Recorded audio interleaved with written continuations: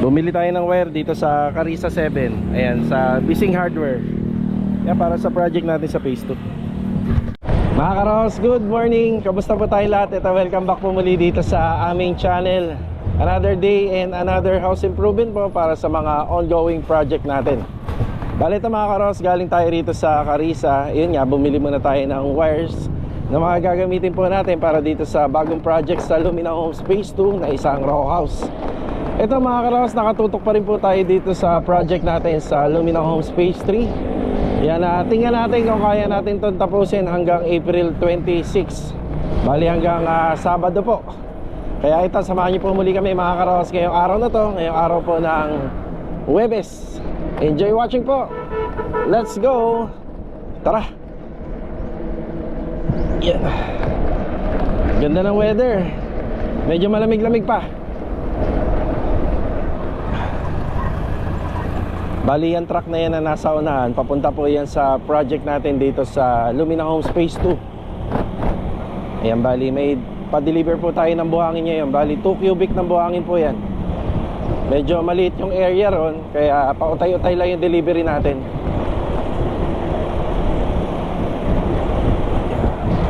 Dito muna ako sa Lumina Homes Phase 3. Maya, puntahan po natin yung project natin dito. May gate pass naman na yan eh. Yan, dire-diretso na po yan sa loob.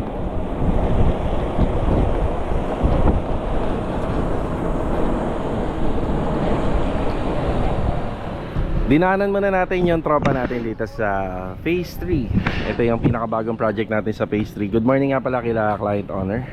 Yan. Oy, good morning! Ian, morning! Ayan. Yan, isa yan sa mga pioneer na nakatira rito sa Lumina Homes Phase 1. Shoutout kay Ian. Yan na. Okay, bali, ang update, hinihintay na lang po namin yung mga hinges po ng ating gate para maikabit na. Ngayon, pagka may mga hinges na to na kabit na po rito, paumpisa na po natin yung paglilinis ng mga bakal. Yung mga bakal, ang ginagawa po namin dito, kinakadkad po muna namin ng liha to na 100 para yung mga muta-muta ng welding or yung tinatawag na flux na parang ganito, ayan yan, makikita nyo maliit na yan, ayan, para matanggal po siya. Tapos pinapahiram po namin to ng lacquer thinner, yan po yung kasunod. Tapos pumapahiran to ng, ng lacquer thinner. Yan, uumpisahan na po natin ang application po ng primer, so Davis Extras. So kailangan bago tayo mag-apply ng primer, na liha na po to para malinis na. Tapos kompleto na po yung kanyang welding or tinatawag na full weld. Tapos doon tayo mag-apply ng primer. Tapos hanggang sa malagyan po natin siya ng top coat. Yan, may mga pinapaayos pa tayo rito, yan, bintana. Tapos dito sa pintuan, yan, papalinis pa po natin yan. Ang mga naka-deploy rito, nandito si Louie. Good morning, Louie. Sa kay Ricky, morning. Good morning. Ayan, layout na po nila na ito. Gawa ng parang kukumpletuhin na ni Ricky yung tiles dito. Tapos nagre-request sila na mapahiran na po to ng grout, yung sa Glumax, para po kahit naman po papaano is may depensa na po siya. Kasi kapag iniwan lang natin ng ganito, konting kalabit lang nito or konting sagi, maaari siya mabungi. Ngayon kapag may grout siya, syempre mas matibay na. Then lalagyan namin ng masking tape. Yan, provide na lang kayo ng nito kapag maubusan tayo. Lagay na lang tayo rito. Kuha lang kayo rin ha, Bia. Sige. Tapos yung gawa dito sa TNB, ayan. Ayan na po yung lakas din ng dating, no? Lakas din makasosyal ng kulay ng TNB. So wala nang wall accent, isang diretso lang. Tapos yung gagamitin namin na ceiling sa ganito. Ayan na. Para dyan. Ganda. Ito naman tayo sa kabila. Yan hindi pa naman kailangan ni Kuya Boy itong dala-dala ko. Unahin ko lang muna makapag-update sa kabila. Tara. April 23 dito sa project namin na to. Yan, good morning kila client owner. Tingnan natin kung kaya na itong i-turnover ng last 3 days. Simula ngayon, bigyan ko kayo ng konting idea dito sa construction services namin. Kung nasaan si Master Jojo, doon malaki yung malaki yung payroll ko. Yan, kung nasaan siya, kasi siya yung parang pinaka lead man or foreman namin dito sa Lee & Aki Construction Services. Kaya kung nasan siya, nandun ako. Ayan, bali ito ang update. Ayan, pang ilang araw na rin po to. Kailangan matapos na rin dahil medyo malaki-laki na rin ang ating inilalabas na payroll dito. Tingnan natin kung kaya natin sa April 26. Ayan. Good morning, Master Dindo. Good morning! Master Jojo, good morning. Good morning! Ayan na, nandun si Master Jojo. Ano ba na ang ating ano rito? Final retouch. Ayun, itim na. Doon nga po pala sa nakapag-comment nito, may point naman po kayo, pero kinausap ko muna yung kliyente. Hindi porket open tayo sa comment section dito sa channel namin, ay kayo po yung susundin namin. So ang antimano rito is yung may-ari ay siya pa rin po ang magdidesisyon. So kami nga rin po nagsasuggest din, pero kung mas gusto nung may-ari yung sa kanila po yun. Pero ito, pumayag naman po yung may-ari dito tungkol dito sa kulay ng hagdanan. Sinusunod lang po kasi namin yung combination color doon sa plano. Pero syempre, pwede naman po yan mabago. Yan, may mga vlog po kami na pwede naman po mabago yung mga yung mga nauna sa plano, basta hindi po ganun kahirap yung mga gagawin. Yan si Master Dindo, yan, nakapag-usap na kami, baka kakayanin namin to hanggang Saturday, pero meron pa naman po kaming afternoon, meron pa kaming one day kasi paglipat ng may-ari, yan, nandun pa po kami. Kaya ito, ikaw na, ito. Okay, meron kaming ikikwento sa inyo tungkol sa mga renovation. Meron tayong aaminin dito sa vlog. Yan, para mabigyan kayo ng idea. Kasi hindi naman po lahat ng project is at totally 100% kaya nating matutukan. May mga ano yun, may mga dahilan. Tapos si Master Jojo, may kulang siya rito na outlet na dyan. Kung pwedeng 2 gang or pwedeng 1 gang, basta ano, Black Series. Tapos si Master Jojo yata last day na ngayong araw na to, lilipat na po siya dun sa Garden Premier Project para may pagpatuloy yung project natin doon regarding sa mga finishing carpentry. Siya nga pala, bago tayo mag-start dito, papasalamat pala kami sa client owner natin, no? Kaya din to, dun sa ano, garden. Tuwan-tuwa sila, nagustuhan nila to, ano? Oo, kinakabahan niya kami kasi syempre makikita na po kagad nila na actual yung finishing works namin, pero talagang natuwa po sila. So sabi nga namin, baka mas maganda pa nga po yung kalabasan ng bahay nila kasi mas malaki, mas maraming detalye. Okay, bali eto, sama natin sa vlog. So kami, pagka nagtatrabaho, talagang sinisikap namin na lahat ay hindi madumihan, lahat ay hindi po masira. So dito wala naman tayo nasira, may mga nadumihan lang. Pero kuya, kaya naman natin ibalik sa original na linis, no? Okay, meron kaming mga installer, yun nga, sila Master Batang. Kaso nga lang, kada punta po kasi nila rito, may nadudumihan. Ayan, may nadudumihan talaga, hindi maiwasan, kagaya nito. Ayan, ang dami, oh. Kasi ano, si Master Batang kasi mahilig siyang tumambay sa ano, sa mga pader, sumandal, humawak. So, ito naman pong project namin na to is ano pa, may mga retouching pa, may mga touch up pa po siya. So, ito hindi naiiwasan, kaya dito kami dumodoble ng trabaho. Yan, nadodoblehan po kami diyan imbis na tapos na. Tapos sa mga furniture na kagaya nito, kung ako tatanungin niyo, gusto ko sana mahuli ito. Pero syempre sa diskarte kasi ng may-ari, sila yung mahihirapan kapag pagka halimbawa nandito na po sila, saka lang po nila ipapa-deliver. Syempre, a-assemblein pa to. Maganda rin naman po sa pakiramdam na kapag uwi nila rito or turnover na ay nandito na po kagad, di ba? So, wala naman sila masyadong asikasuhin. So, eto, nadumihan to. Yung mga kasama nila pare, yung mga kumpare nating installer, yan, upuan po nila to, hindi maiiwasan. Kaya nadumihan, pero lilinisin na lang po namin yan. Tapos nalagyan din ng mga materyales yung lamesa, kaya medyo dumumi. Yan, pero kaya-kaya naman po linisin. Ang mahalaga po ay hindi po siya nagkaroon ng damage, hindi siya nagkaroon ng gasgas. So, isa yan sa mga bagay na sa renovation talaga. Kaya ayoko po muna na may mga ganito hanggat hindi pa po talaga natatapos yung gawa. So, ito naman is napagkasundoan naman namin ng tropa na kailangan po talaga natin yan linisin hanggang sa parang maibalik po siya sa bago. So sa ano naman, halos tapos na pa yata sila, no kuya, no? Tapos na sila Master Batang, no? Sila na lang, isa na lang ang babalik. Ayan. Yan, hindi rin kasi may iwasan na kapag nagawa sila, halos ang dami nilang gumagawa. Ang ideal po kasi na dapat gumagawa dito, mga 2 tao lang. Yun, kaso nga lang lagi may kasama. Eh, syempre, pag nandito, mauupuan talaga. Hindi naman natin sila pwedeng sawayin lang din. So ayun, may mga i-retouch pa sa pader. Kaya ako, sinasabi ko lagi sa vlog, kung kaya bang tapusin to ng nasa 3 days pa, titingnan natin. Kasi pag may mga gamit na dumarating, syempre may kalat uli.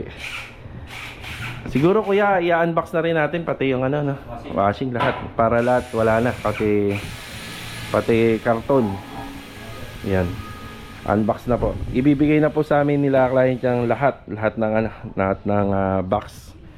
So ito, kapag na-unbox na natin, i-arrange na namin para pagdating nila talagang gamit na lang. Tapos ako naman isa magpo-pull out. So ito, nakatutok pa rin po tayo rito. Yan, bibiling ko muna or asikasin ko yung isang kailangan na outlet dito pahabol ni client. So isa yan sa mga na-experience namin talaga tuwing nagre-renovate. Kaya minsan kapag malapit na sa turnover, umihiling pa ako ng mga ilang araw pa.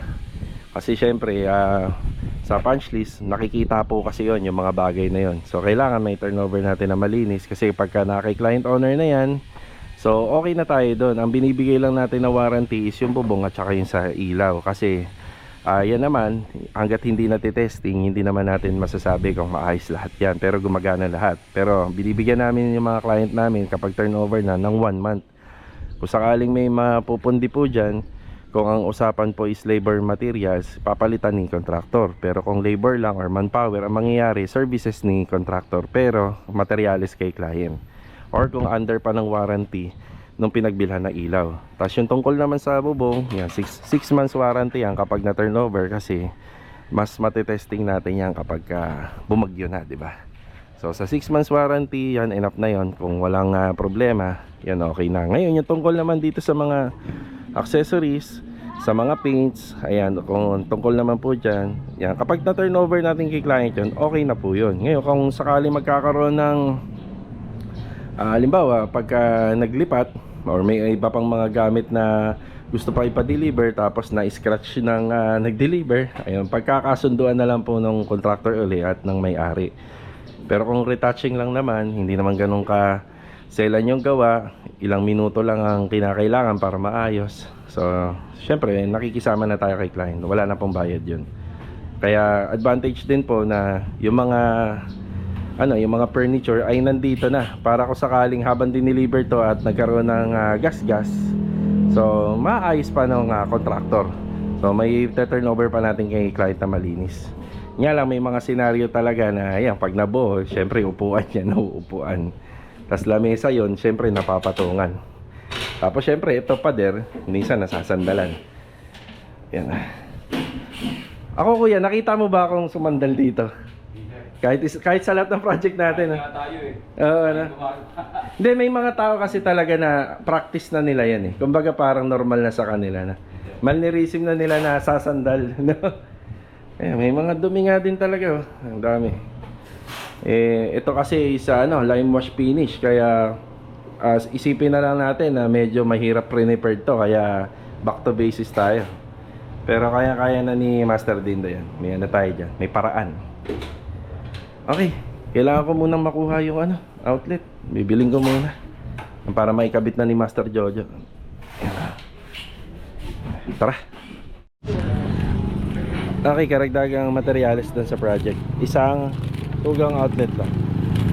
Okay, balik ulit tayo rito. Bali yung housing na lang po pala ng panel breaker. Yun naikabit na kagad ni Master Jojo yung binigay ko. Bagay naman po siya rito kahit kulay puti. Tsaka tago naman po siya. Hindi naman po siya makikita po dyan. Ang usapan lang namin nila client, yung mga medyo nakikita dapat kulay ano ba kulay nito? Black or dark brown or dark gray. Ayan. Yan, kaya bumili pa kami ng isa pang galon ng pintura. Ano nga bang pintura yan kuya? Yung sir. Chameleon at saka Mimosa leaf. Mimosa leaf. Ayan. Tig-isa kasi may mga retouching pa po yan.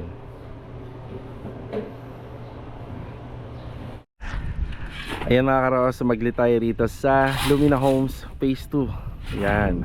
Magandang araw kay Ma'am Del sa aming kliyente. So itong mga nakasako is panambak.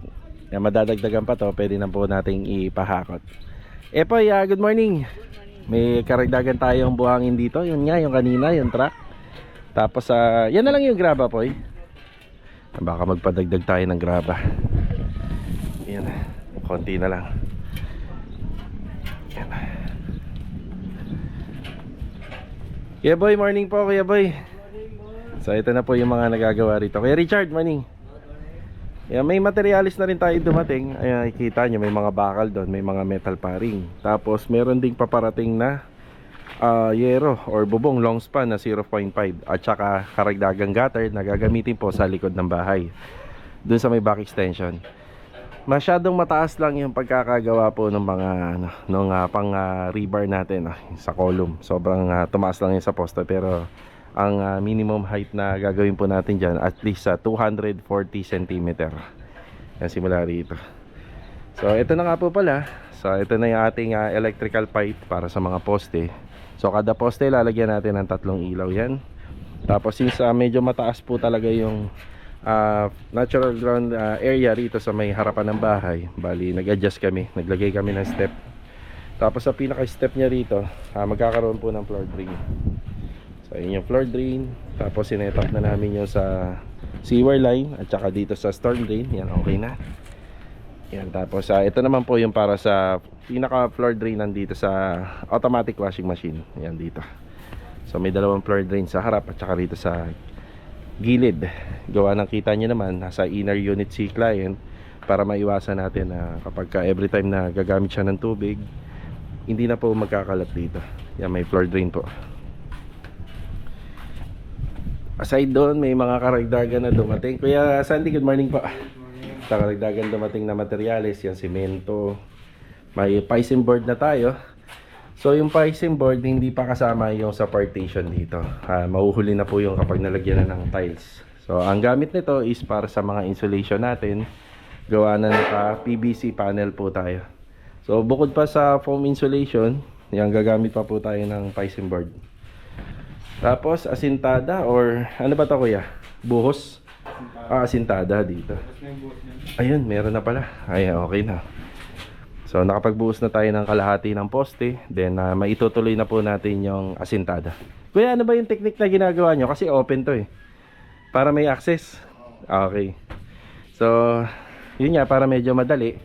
Dahil nagpapagamit pa naman po ng daanan itong kapitbahay ni client. So bali ito medyo open pa. Pero syempre anayin po natin yan, bablock natin yan. Tapos ang layout nito, syempre hindi tayo sumakop ng lote dito sa kabila. So kailangan po is sukat yan, di ba? Okay, yan lang po muna yung update. Tapos may darating tayo na bubong ngayon. Yung bubong namin simula dyan sa harapan hanggang dito. Hanggang dito na sa back extension. Hindi na po kami tumatanggap ng project na dinudugtong yung bubong. So ano po yun, sabihin ko po sa inyo, kung halimbawa ganito yung bahay nyo, mas pulido po kung halimbawa simula dyan hanggang dito na yung bubong. Tsaka kita nyo naman yung mga bubong naman na yan, na pan-inspection, nakita namin na talagang marami na po siyang kalawang, parang ganito.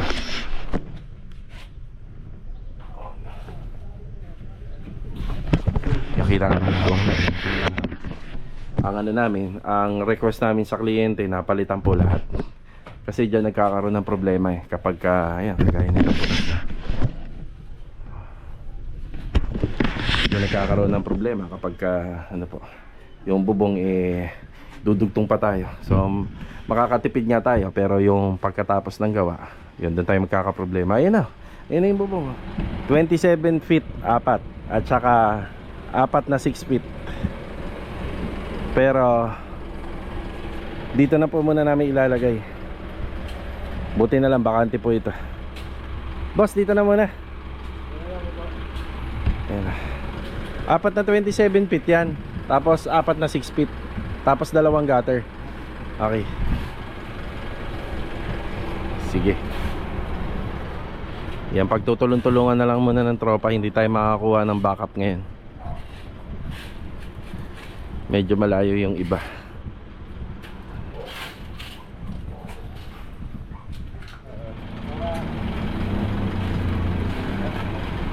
Ayan, nagpa-deliver tayo ng ganyang kahabang yero dito sa project natin.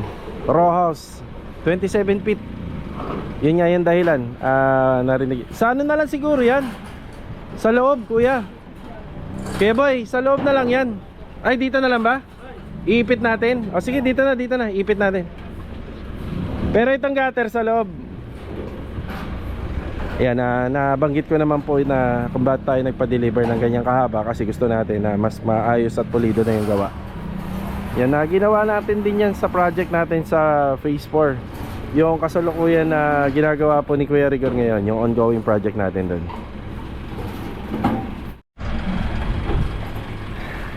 Dito po natin in-order yan. Ayan.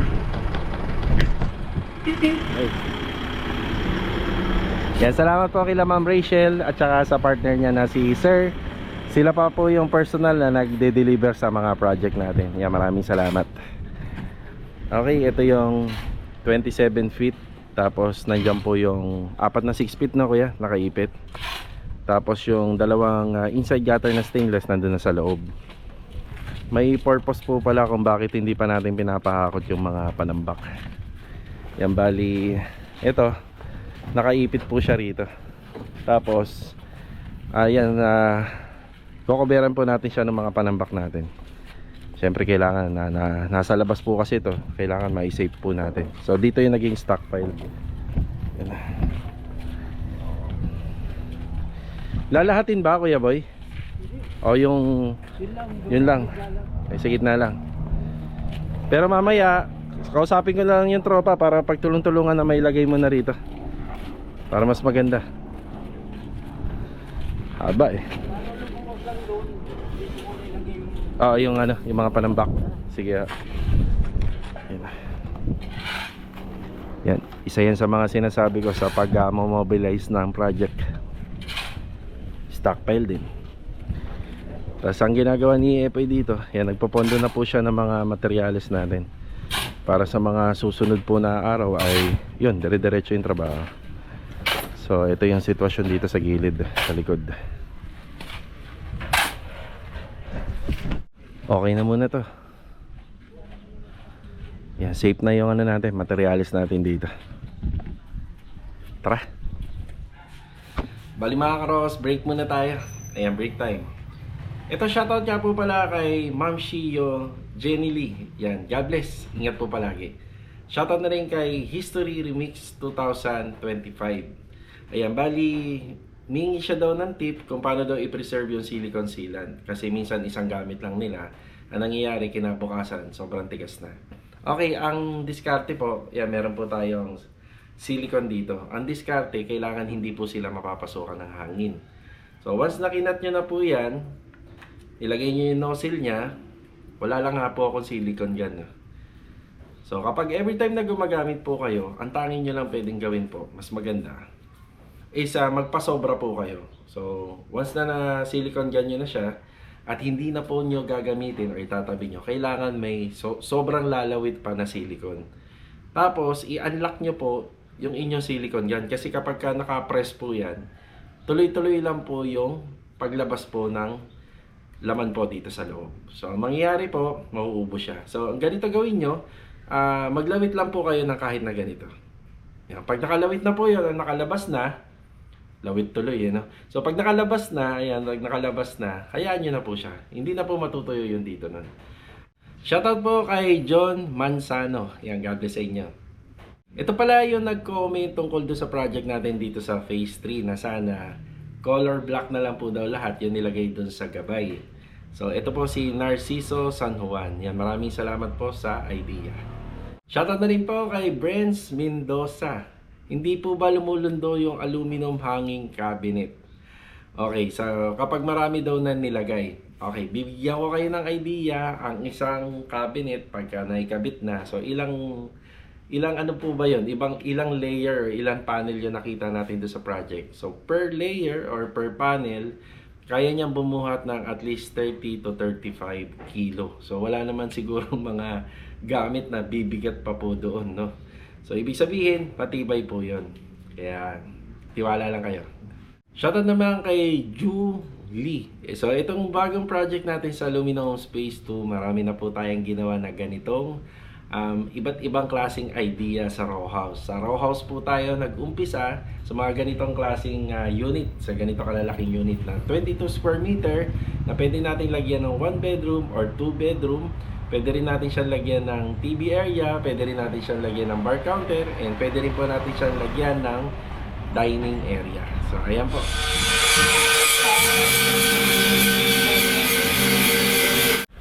Kuya, maraming salamat po mag-thank you kayo kay ma'am. Galing kay sir tsaka kay ma'am to sa client natin. Salamat. Thank you. Maraming salamat kuya. Yan na. Maraming salamat kay client owner dito. Sakto-sakto, mainit. Halo-halo. Ma'am, thank you. Yan na. Merienda. Kainin mo na yan, sakto, malamig. Bale, ito mga karaos, balik tayo rito sa finishing project natin dito sa phase 3. So halos araw-araw nyo po itong napapanood. Hindi lang yan mga karaos, kasi araw-araw din magka-video call din kami nila client dito. So bali may mga update na kagad ako sa kanila bago pa nila mapanood po ito sa ating YouTube channel. So kung sa makikita nyo, halos tapos na yung bahay, halos okay na, kompleto na, halos malinis na, pero naglalaan pa po kami ng mga ilang araw pa. Hindi po kasi kailangan ng medyo maraming tao kapag ganito. So para mapanatili natin yung consistent ng linis, ipinaubaya natin po sa isa. Pero yung mga kagaya ng project natin sa Anyana, yung kailangan higit sa isa or dalawa, tatlo yung tao.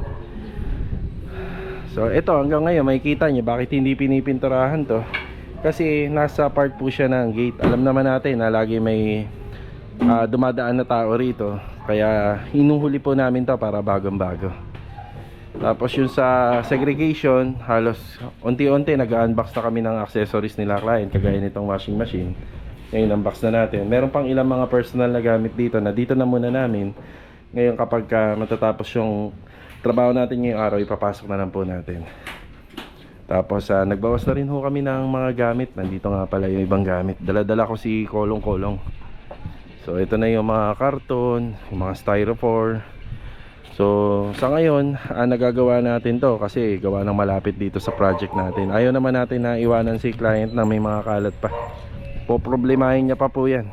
Kaya nga yung mga ginagamit po ng mga Coco Lumbers Pamorma, na which is kay client galing, tinatanong din natin sila kung balak ba namin ay iwan na lang po rito sa site. Dahil since poproblemahin pa nilang i-dispatcha yon, kaya ibinibigay na lang nila sa amin. Ngayon tayo naman ibinibigay natin dun sa kasunod na project, as long as pwede pa.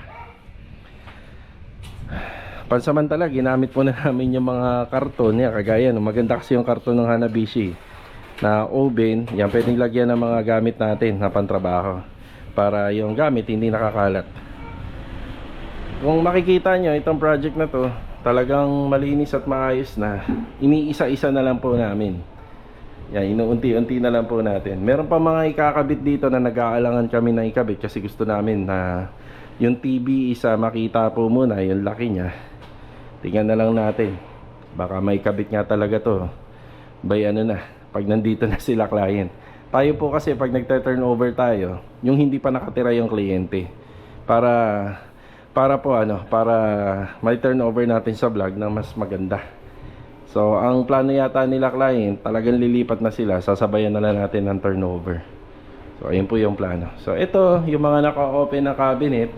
Yan, may mga punch list na tayo dyan, which is naituro na natin kila Master Dindo.